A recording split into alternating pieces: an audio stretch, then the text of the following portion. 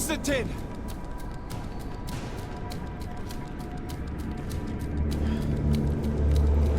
Restrain him!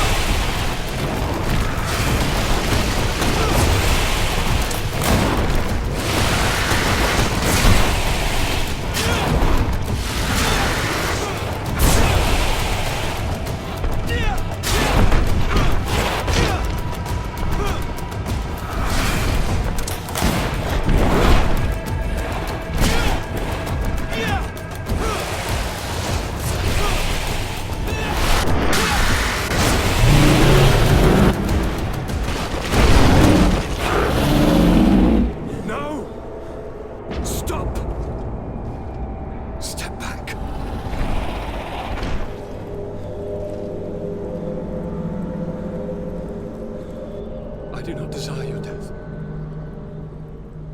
I'm sorry. Why? Why have you done this? But for you. For us. So that we may live free at last. This makes no sense.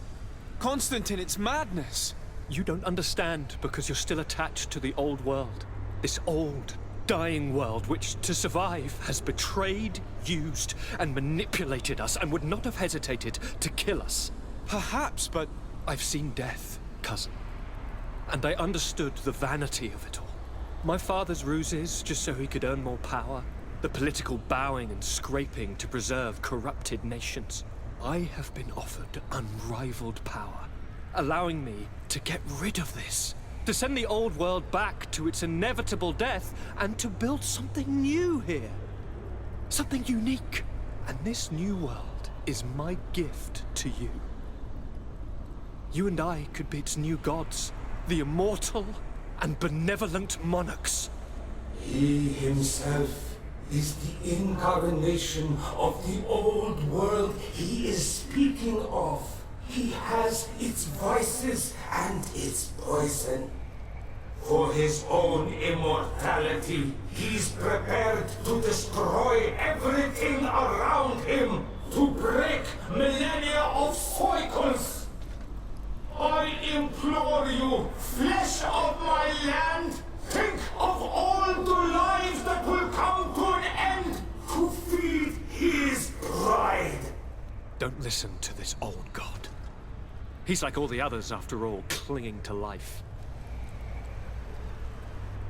All you have to do is to bind yourself here, with me, and we will be gods together, forever.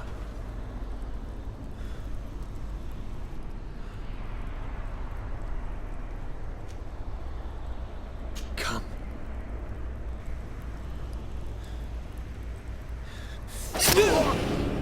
Oh, what a shame.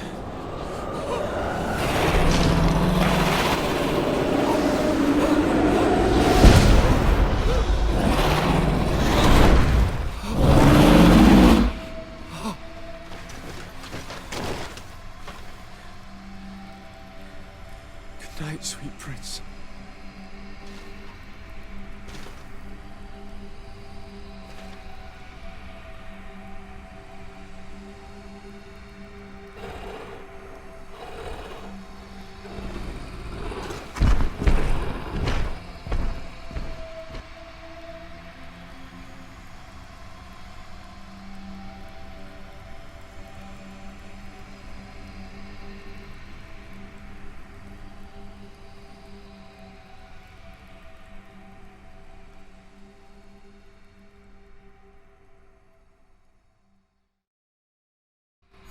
After the fall of Constantine, my young student managed to establish stronger links between the old nations and the natives.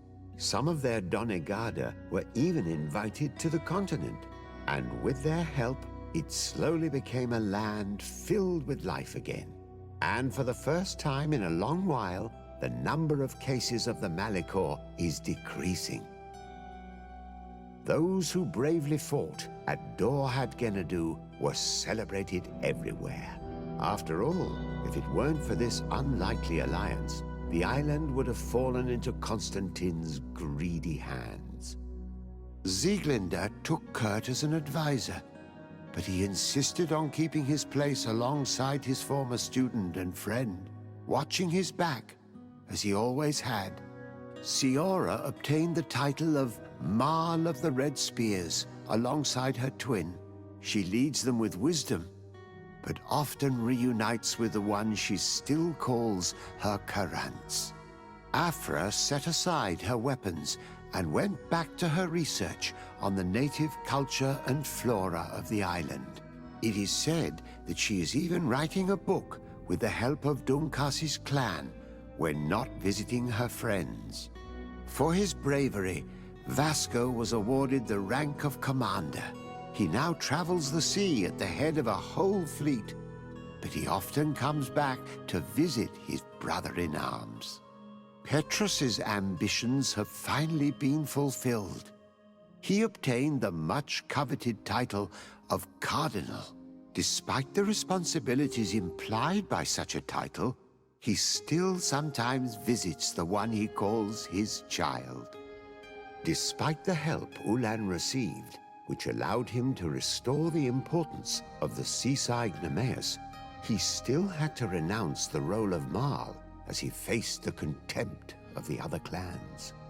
Dunkas and his people spent a lot of time with savants and theologians. Patiently, they shared their knowledge of the earth and learnt new techniques from one another, and in so doing, they restored balance between the New World and the Old. The natives' hostility towards the Alliance has not diminished, and Governor Byrne is in a delicate situation, especially considering some sordid rumors in Al-Sad regarding the practices of the scholars he protects. The public revelations of St. Matthias's life led to a deep change in Teleme. The Ordo Luminis was dismantled for good, and the missionaries' purpose is now to establish dialogue rather than conversion. Aware that their culture of secrets would lead them to their demise, the Nords changed their methods. They welcomed numerous new recruits amongst them, notably natives.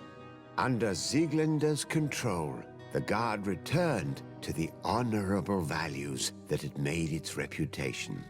And they did so all the more easily now that their shadiest members were out of the picture.